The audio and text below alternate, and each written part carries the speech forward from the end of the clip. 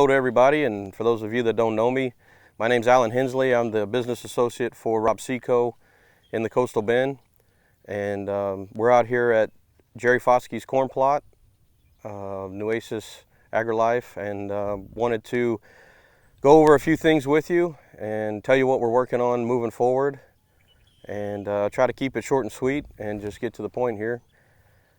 First things first, with Rob Seco, one of the main focuses we have in the Coastal Bend is that we just want to be your seed company. We just want to be your corn company and your sorghum company, and that's what we're focused on. We're not trying to do it all. We don't want to overload you with cotton. We don't want to overload you with fertilizer and chemicals, and we don't want to have to, I guess, understand all of that and try to be the expert in all of that. It's a lot. And so what we do is corn and sorghum, and we want to be that for you and help you identify issues, and try to help you improve your farm, and keeping in mind that it takes a lot of walking the fields, looking at varieties, pulling ears, digging up roots, things like that to really get to the bottom of issues or maybe what we're missing.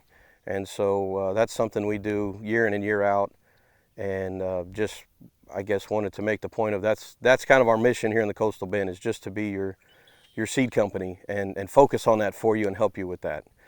So getting into varieties, we have a couple of artesians, and the artesian lineup for us it brings the most drought tolerance, which obviously is something important to this part of the country. Year in and year out, we never know when we're going to get a rain, if we're going to get a rain, and so we utilize the artesian platform to help us maximize any situation and be prepared for the worst and hope for the best. And so I want to get into a couple of them that we are focusing on here in the plot. The first one is 5736, and this is one of the first hybrids that we brought down. This one has a very good drought score, has good plant height. It's a tall plant with a medium high ear placement. Even in a drought situation, it keeps the ear placement up nice and high. It's easy to combine. Good kernel quality. It maintains kernel quality very well. Obviously a Viptera, so there's no worm damage, no worms at all in the ear. Tight husk. As you can see, there's not even allowing any moisture in the tip of the ear. There's no damage, there's no mold, mildew, anything like that. So that good tight husk coverage to protect the corn, help avoid aflatoxin in the end. So this is a good one to help manage drought, aflatoxin risk, worm damage, good ear placement in a drought, those kind of issues. And so far looking really well here. It held up well through the drought that we had here in this area this year, and the plant integrity is very nice. Looks good. So probably just going to keep this one in the lineup for sure. We don't want to move away from something that's working, just because there's something new. The next one would be 6038. This is a 110-day artesian, and it's one that we were thinking maybe coming in to replace this. And we're not real sure yet. We're going to have to see how the yield data comes out, but what it really looks like to me is we've had a little bit looser husk here, and it's allowing a little moisture in. We have no worm damage, but we do have a little bit of moisture getting in, and so that's a little bit of a concern. And that's something that we want to focus on, that we do focus on as a company. We call it being field ready, and we don't just look at plot data and make decisions on hybrids. We walk the plots, we look at everything down to husk cover. It looks good, looks like a good husk cover in the field, but once you peel it back, you notice there's obviously an issue, and so we want to make note of that and make sure to communicate that to growers, that there's a potential there. So we'll see how this one ends up. Looks like good kernel quality, it's holding up well. Another medium tall plant with a medium high ear placement. Maintains good ear placement through the drought as well, and kernels look good. We'll just see in the end, I guess, where the yield comes out. And we've had a little bit, and when you get into some of the extreme, Jim Wells County down into in the valley, maybe towards McCook, where it's real hot and dry all the time. And we have seen this one to sacrifice a stalk, maybe a little more than we like. And so that would be a drawback for us. We don't want to give the grower anything that might prematurely cut out on them stock quality wise. And so that's something that we're paying close attention to. Again, even if it out yields this other one, we may have some issues, and we don't want to push that on anybody just based on yield. I'll move into the fuller seasons, and behind me you'll see Innotek 6698. That's the main workhorse variety that you've seen down here since 2018. It was introduced in 2018 along with the 5736 Artesian, and held up very well that year. And again, last year, the job last year then on 2019 when it was wet was to keep up, and it competed very well yield wise there. And so it's the one, it's still the workhorse for us. Very good stalk, late season stalk intactness, stays upright, full plant, high ear placement. Everything is great to the combine, even in a drought situation. It's a beautiful plant all the way to the combine. The ears, it's been producing competitively in a drought situation and in a high rainfall situation, and so it flexes nicely. And we've had a lot of luck with this one. The one drawback for me on this one, I farm mostly to the west of the coastal bend, and we have a lot of iron chlorosis where the milo yellows out really bad.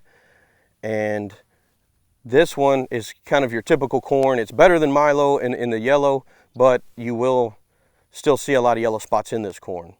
And we do have another variety we're pushing forward now that's very good at blowing right through that yellow, high pH tolerant, and it can compete just as well as this one, and possibly even better in one of those high chlorosis fields, because the plants are green, they produce normal ears, they don't get held back at all. And so that's something else another problem we're trying to solve and bring forward. Moving on from 6698 to 6717. Of course, both of these are Viptera. This one, that's just a little bit, I dropped it in the mud earlier, that's all that is, not damage or anything. These are both Viptera products, no worm damage, both have good tight shucks. There's obviously no moisture getting in the tips, there's no mildew, mold, no issues there.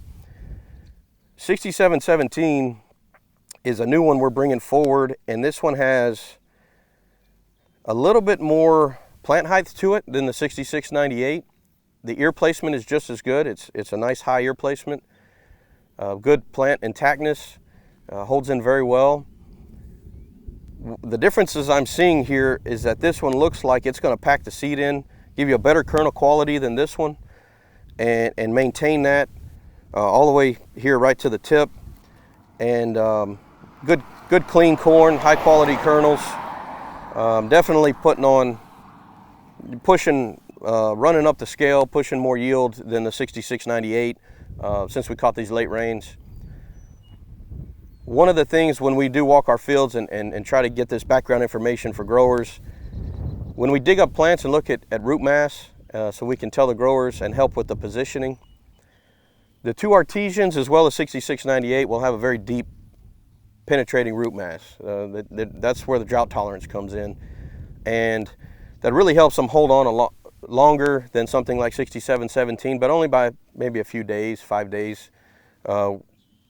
If it was just a race to the end and there was no rain coming, you might see 6717 give up on you less than a week sooner than 6698. But on the flip side, when you do catch a late rain and they haven't given up yet, you get more potential. The difference in the root mass here is that it's a shallower, more fibrous root mass. It has a few roots that do go deep, but it puts a lot of fibrous roots shallow. So a 1/2 inch rain, a 1 inch rain, even when you're in a big deficit, it can really soak that up, pull the nutrients from your fertilizer, get all that just from a shallow rain. So that difference in root mass is what can make the difference here. But on the flip side, when you're trying to guard against everything going south in a year, you want to stick with these deeper penetrating root masses. If you're going to yield towards hotter and drier every year, then you stick with those and buy yourself as much time as possible. So I guess that's the overall on the 4 that we have in this plot, and we are working on some other I have another plot to the west, and we're working on some things for out there, some more artesians. I think for Nueces County, these two will probably still be your best choices going into the future. We may look more at some artesians when we rotate behind cotton, just because they bring the most drought tolerance and will hold up the longest for you.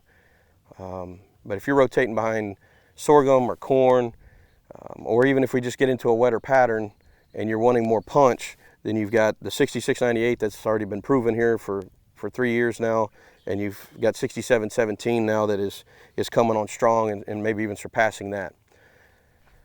So I guess with that, I just thank everybody for watching. Feel free to contact myself or Chris Chernichek. He's our rep in the area, and we'll be glad to visit with you.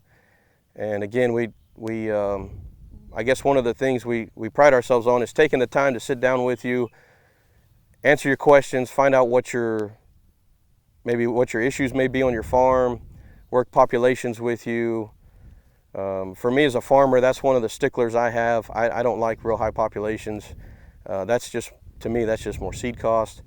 And you know, if a seed company's telling me I have to plant 20,000 to plant their hybrid, then I'm going to call somebody else, because it's proven that that's not the fact anymore, and we need to be moving away from that and not suggesting that we just sell bags just to sell bags. So anyways, I want to, I guess, leave it at that, and feel free to reach out if you have any questions.